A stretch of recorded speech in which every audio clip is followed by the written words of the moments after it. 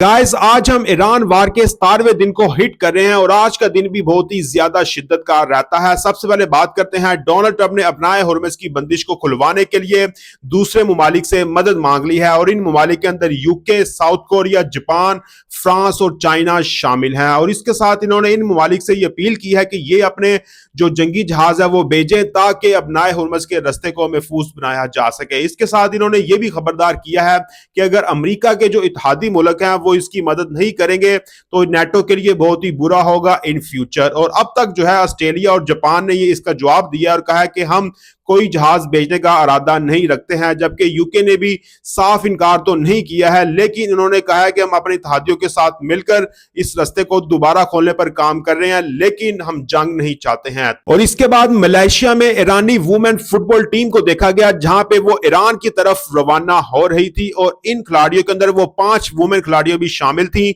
जिन्होंने पहले ऑस्ट्रेलिया में असाइलम के लिए दरख्वास्त दायर की थी और उसके बाद उन्हें असाइलम मिल भी गया था, लेकिन बाद में उन्होंने अपना फैसला तब्दील कर लिया था। अब सिर्फ 2 वुमेन खिलाड़ी ऐसी हैं जो सिर्फ ऑस्ट्रेलिया के अंदर मौजूद हैं और असाइलम के लिए उन्होंने वहां पनाह ली हुई है। इसके बाद आज भी दुबई इंटरनेशनल जो एयरपोर्ट था वो भी आर्जी तौर पर बंद किया गया था, क्योंकि जब एक ड्रोन हमला हुआ उससे कुछ आग भड़क उठी और फिजा के अंदर धुएं का एक बादल जो है वो नजर दिखाई दिया और जिसके बाद किसी के जख्मी होने की इतला तो नहीं मिली है, लेकिन दुबई की कुछ परवाजें जो हैं वो मनसूख कर दी गई हैं। और जबकि आज भी फुजैरा की जो बंदरगाह है उसको दोबारा निशाना बनाया गया है और ये एक अहम टर्मिनल है जो यूएई की एक बड़ी ऑयल पाइपलाइन को अपनाए हुर्मुज़ के बाईपास करने की सहूलत देता है। और अब इस पर टैग करने का मकसद यही था कि अपनाए हुर्मुज़ और इस ऑयल रिफाइनरी से ऑयल की जो सप्लाई है वो रुक जाए ताकि दुनिया को ऑयल के क्राइसिस का सामना करना पड़े। अगर हम अबू धाबी की बात करते हैं, वहां पे एक फलस्तीनी शहरी इस वक्त हलाक हो गया जब एक मिसाइल उसकी गाड़ी पर आके गिरता है और ये पहला